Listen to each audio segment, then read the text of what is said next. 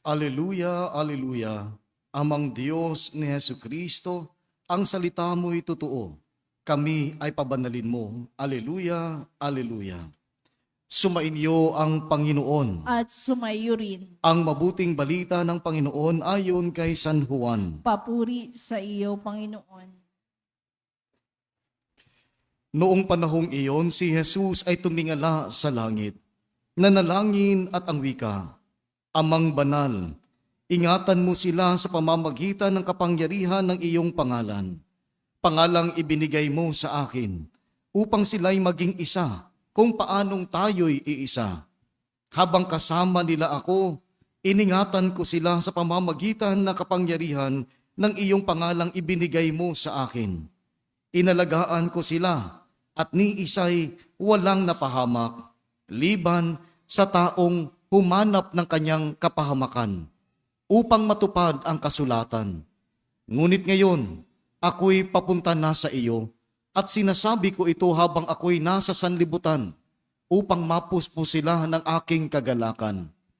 Naibigay ko na sa kanila ang iyong salita at kinapupuutan sila ng sanlibutan sapagkat hindi na sila makasanlibutan tulad kong hindi makasanlibutan.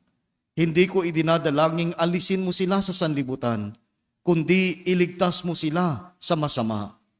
Hindi sila makasanlibutan tulad kung hindi makasanlibutan. Italaga mo sila sa pamamagitan ng katotohanan, ang salita mo'y katotohanan. Kung paanong sinugo mo ako sa sanlibutan, gayon din naman sinusugo ko sila sa sanlibutan. At alang-alang sa kanila'y itinalaga ko ang aking sarili upang maitalaga rin sila sa pamamagitan ng katotohanan. Mga kapatid, ang mabuting balita ng Panginoon. Pinupuri ka namin, Panginoong Jesucristo. Bago po umakyat ang ating Panginoon sa langit, ito ang kanyang panalangin. Alam niya na kung si Kristo ay nais niya na ang lahat ay magkakaisa, ang demonyo gusto niya lahat magkawatak-watak. Kung ang Diyos nais niya na maging masaya tayo, ang demonyo ang nais niya na hindi tayo makaranas ng kaligayahan, kundi kaguluhan at kawalan ng kapayapaan. Ito ang nais ng demonyo. Kaya nga mga kapatid, malalaman ng mundo na tayo ay mga alagad ni Kristo sa dalawang tanda o sign na makikita sa buhay natin. Una, pagkakaroon ng pag-ibig. Ito yung tanda. No? Kaya nga, tingnan mo si San Isidro Labrador. No? Dahil sa kanyang patuloy and always na pakikiisa at pakikinig sa salita ng Diyos. Kaya sabi ni Kristo, ang salita ay katotohanan. At ito is na puso ni San Isidro. Pag sinabi ng Panginoon, umibig ka, tumulong ka sa nangangailangan. Kaya si San Isidro, ibinibigay niya kung ano ang meron siya. At makikita mo sa buhay ni San Isidro Labrador, kahit na siya ay mahirap, hindi sila mayaman, kahit siya ay mahirap, kung anong meron sa kanya, ay ibinibigay niya para sa iba. Ganito ang taong nagmamahal. Hindi namimili. Pag namimili ka, hindi yan pagmamahal. Ano ibig sabihin yan? Pag ikaw ay namimili, kasi meron kang plano. Ang iyong pagmamahal ay merong kondisyon. Halimbawa, tutulungan mo lang yung mayayaman mong kapitbahay. Yung mahihirap, hindi naman yan makakabigay. Mga ganyan. Di ba? Si San Isidro Labrador, hindi, mahirap o anuman, tinutulungan niya, ibinibigay niya kanyang panahon. Alam niyo po, sa buhay ko, noon na hindi ko pakilala ang Diyos, ako ay isang taong makasanlibutan, lahat ay nakasentro para sa aking sarili. Pagmamahal ng aking pamilya para sa akin. Nag-aaral ako ng mabuti para bigyan nila ako ng atensyon ng aking pamilya. Lahat nakasentro sa akin. Kaya ako nagbabarkada para magiging masaya ako. Di ba? Ganun tayo. And nag-aral ako para yun, mapansin na aking pamilya at mamahalin nila. No? Nung bumagsak ako, no, nawala na yung pagmamahal. No? Nabaling doon sa pinsan kong mas matalino sa akin sa English. Pero sa mathematics, wala. Talo siya. No? Sa English lang siya magaling. Pero nabagsak ako sa English. No? Nagka-line of 7 ako. Wala na. Nagbago yung pagtingin ng mga tsahin ko. No? So, nabaling ako sa barkada, no? Akala ko yun magbibigay sa akin ng ligaya, no? Yung barkada pala nagdadala sa akin, no? Sa maraming katarantaduhan, no? Dahil mapusok nung ako ay na teenager pa, no? Nagdidiscovery sa buhay at ang mga bagay-bagay, no? Ayan, natuto akong magbisyo maliban sa drugs. Oo. Buti na lang, hindi ako taga-Tondo. Kung hindi, no? Baka hindi na ako naging pari ngayon. Baka pusher ako. No, buti na lang hindi ako taga-Tondo, taga-Davao ako, no? And nag-girlfriend ako para ano?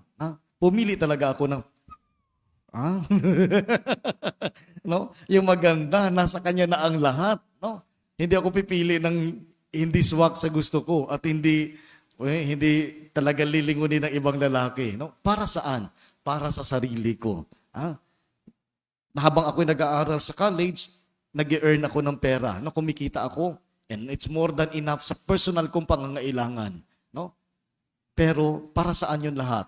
Sa sarili ko, no? Until such time, nakita ko, no, napakapangit ng buhay, no? Kung lahat ay para sa sarili mo lang, hindi ka totoong magiging masaya. Kaya sabi nga ni Kristo, no, ang sino man na tawag nito, sinisecure ang kanyang buhay, no, laging para sa kanyang buhay ay mawawalan nito. Pero ang sino mang nawawalan sa kanyang buhay dahil pagsunod kay Kristo ay magkakaroon nito, no? Nung nadiskubre ko, no, ang pag-ibig ng Diyos at nagsimula ako, no, na maging seryoso sa aking pananampalataya. Pumapasok na ako sa simbahan, no? At doon ko naranasan, no, na mas nagiging masaya ako, no? Lalo na nung ako ay tumayo sa pagpapari. Pinadala ako sa iba't ibang lugar. Ang unang lugar na pinadalhan sa akin is Marawi City. Di ba? Sabi ng pamilya ko, katarantaduhan talagang ginagawa mo. Ba't ka pumunta sa Marawi City? Magpapakamatay ka ba? Ang Kristiyano doon ay 0.01. Napakaliit. Pag nagera, nag-red alert doon, wala, magbabaan lahat. Ang mga Kristiyano, walang misa. Ang matitira lang, tag-iisa sa bawat bahay. Kasi pag umalis silang lahat, pagbalik nila, iba na yung nakatira sa bahay nila. Kaya kailangan may maiwan. No? Galit na galit yung mga kamag-anak at pamilya ko kung bakit ako pumunta sa misyon. Pero doon ko nakita, wala na akong jowa, malayo sa barkada, malayo sa pamilya, walang pera, pero mas nagiging masaya ang buhay ko. Kaya tulad ni San Isidro Labrador, ganoon din ang karanasan niya. At nais ng Diyos, ganoon din ang magiging karanasan natin. Kung tayo ay kaisa niya at kung tayo ay magkakaisa. No? Kaya tingnan mo, pag ang isang komunidad ay nagkakaisa, lahat ay nagmamahalan, ibig sabihin merong pagkakaisa. At pag merong pagkakaisa at pagmamahalan, merong tunay na kaligayahan. Tama o tama? Di ba? Pero sa Tondo lang ako nakakita ng magulo na masaya. No? Only in Tondo. No? Pag magulo, mas masaya. No? Pero mas masaya kung ang lahat ay nagkakaisa at nagmamahalan. No? Masarap sa pakiramdam. No? Kung siguro hindi totoo ang sinabi ni Kristo, hindi nyo ko makikita ngayon. Hindi ko rin sasabihin sa inyo, ano to, pambubola lang?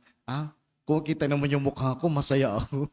Kaya sumunod kayo kay Kristo. No? Gawin niyo rin ang ginawa ni San Isidro Labrador. No? O hindi siya nabuhay para lang sa kanyang sarili. Siya ay nabuhay para sa iba. No? Pag ganito ang ating nagiging katayuan sa buhay, pag ganito ang ating katangian, no? Na meron tayo bilang isang Kristiyano, marami ang maniniwala na totoo si Kristo. No? Totoong siya ay nabuhay, siya ay totoong namatay, at siya'y muling nabuhay at umakyat sa langit. Pag meron tayong pagmamahalan sa isa't isa. At meron tayong pagkakaisa.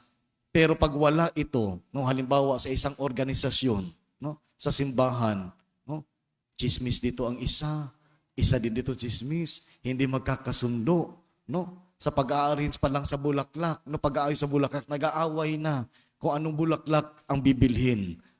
Sa kulay pa lang nag-aaway na, no? So paano maniniwala yung mga taong hindi kilala si Kristo, no? Maniniwala ba silang totoo si Kristo? Maniniwala ba silang merong Diyos? Hindi. Kaya mga kapatid, sana ang bawat salita na ating natanggap, no? Sana hindi ito mananatiling salita. Bagkus magiging laman para sa atin at maisabuhay natin sa araw-araw. Kasi kung puro lang tayo pakinig, no?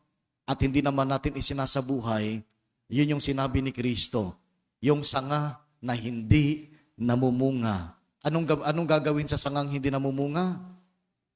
Puputulin. Pagkatapos, patutuyuin. Patutuyuin yung sanga na yun. At anong gagawin? Isusunugin, gagawing panggatong, no? Sana hindi ganito ang magiging buhay natin. Sana magkaroon tayo ng bunga, no? Bunga ng pag-ibig at bunga ng pagkakaisa. Pag meron tayo nito, no, I tell you, no, kahit ikaw ang pinakamahirap sa lahat, pero ikaw ang pinakamasaya sa buong mundo, no? Aanhin mo ang yaman kung ang buong buhay mo ay puro kalungkutan. Walang nagmamahal, no? Lahat kaaway mo. Ikaw na nga ang tinitingala, pero wala ka namang kasundo at kaibigan. Mas mabuti pang ikaw na lang ang pinakamahirap, pero minamahal ka ng lahat. Sa ngalan ng Ama at ng Anak at ng Espiritu Santo. Amen.